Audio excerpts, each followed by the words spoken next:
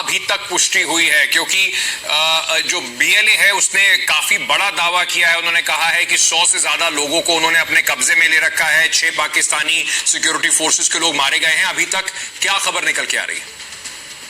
जी बिल्कुल, ये बिल्कुल ये चल रहा है यहाँ पे वाकया। और साथ ही साथ जो ट्रेन का ड्राइवर है वो भी इंजर्ड है। ये ट्रेन जो है वो क्वेटा से पेशावर की तरफ जा रही थी और इसके ऊपर फायरिंग हुई है। तकरीबन 600 से 700 लोग इसके अंदर हैं और इस वक्त सिक्योरिटी फोर्सेस के लिए एक बड़ा चैलेंज है, इसलिए कि बीएलए जो अपनी डिमांड्स रख रही है, अब देखते हैं कि कहाँ तक उसके ऊपर गवर्नमेंट काम कर पाती है। लेकिन ये जरूर है कि इस वक्त बलूचिस्तान की सिचुएशन जो है वो काफी टाइम से टेंस है। लेकिन अनफॉर्चुनेटली जो पॉलिसीज बनाई गई हमारे यहाँ वो ऐसी नहीं थी जिसको देखते हुए हम ये कह सकें कि उनसे बात करने की, यानी कि बीएलए से या बलूचिस्तान में जो लोग उनसे बात करने की कोशिश की जा रही थी, उनके ऊपर ऑपरेशंस ही लॉन्च किए जा रहे थे। लेकिन अब इस वक्त लग रहा है कि सिचुएशन तकरीबन हाथों से निकलती हुई दिखाई दे रही है और काफी प्रॉब्लम यहाँ पर दिखाई दे रही है गवर्नमेंट के लिए खासतौर पे। मैं आपसे ये भी समझना चाहूंगा क्योंकि कुछ लोग अभी तक ये कह रहे थे कि ये फेक न्यूज है, 100 लोग नहीं पकड़े गए हैं। क्या कोई इंफॉर्मेशन आधिकारिक तौर पर मिली है? क्योंकि ये एक बहुत बड़ी घटना है। अगर 100 लोगों को उन्होंने बंधक बना रखा है, उन्हें हाईजैक कर लिया है ट्रेन को और उन्हें बंधक बना लिया गया है, तो क्या सरकार की तौर पर उस पर कुछ कहा गया है और क्या डिमांड रखी है बीएलए ने इन लोगों को छोड़ने के लिए? देखिए, सबसे पहले तो वो जहां तक मैंने सुना है, जहां तक हमें न्यूज आई है, वो ये कि इसको इस ट्रेन के अंदर जो लोग थे वो तकरीबन 6 से 700 लोग बताए जा रहे हैं। और साथ ही ये भी कहा जा रहा है कि बीएलए ने जो ऑपरेशन लॉन्च किए गए हैं पाकिस्तान की फोर्सेस की तरफ से, जो वहां पर अटैक्स किए जा रहे हैं और बीएलए को पकड़ने के लिए या उन्हें रोकने के लिए, उसको रोकने की डिमांड की है। उन्होंने ये कहा है कि ये अटैक्स जो है ये फौरी तौर पर बंद हो जाने चाहिए।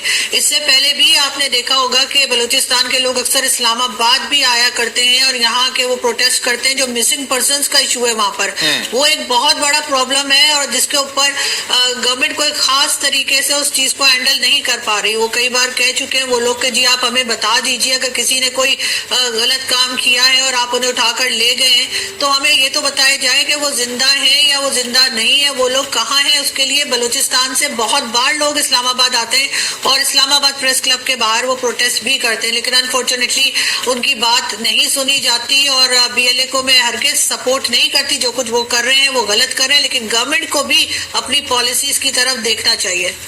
आपको जिस तरह से आप कह रही हैं, आप बहुत ये जरा थोड़ा सा हमारे दर्शकों को ये भी बता दीजिए कि बीएलए क्या गुट है, क्योंकि ये लगातार वहां पर बलूचिस्तान के अंदर इनके हिसाब से जो ज्यादती हो रही है, पाकिस्तान आर्मी ने कब्जा किया हुआ है, उसके खिलाफ ये लड़ाई लड़ रहे हैं।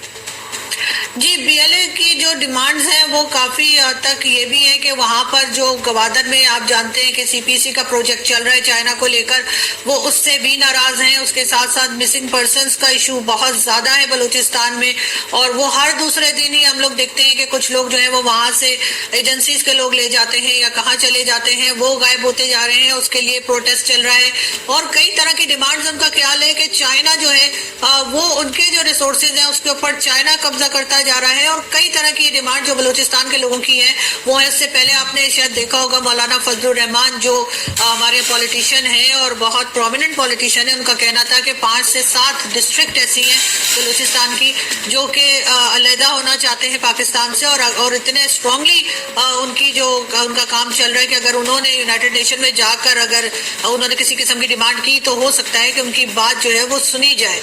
तो सिचुएशन इस हद तक पहुंच चुकी है। लेकिन क्योंकि हमेशा से पाकिस्तान में चाहे वो केपीके हो या बलूचिस्तान हो, उनको एक समझिए कि एक सेकंड क्लास सिटीजन के तौर पे ट्रीट किया जाता है, छोटे सूबे के तौर पे लिया जाता है, उनकी बात नहीं सुनी जाती। लेकिन अब हालात जो हैं वो काफी हद तक गवर्नमेंट और जो आर्मी के लोग कह रहे हैं कि वो डिटेल्स अभी तक हमारे पास नहीं आई है, लेकिन ये जरूर है कि वहां पर इस वक्त जो सिचुएशन है वो काफी टेंस है।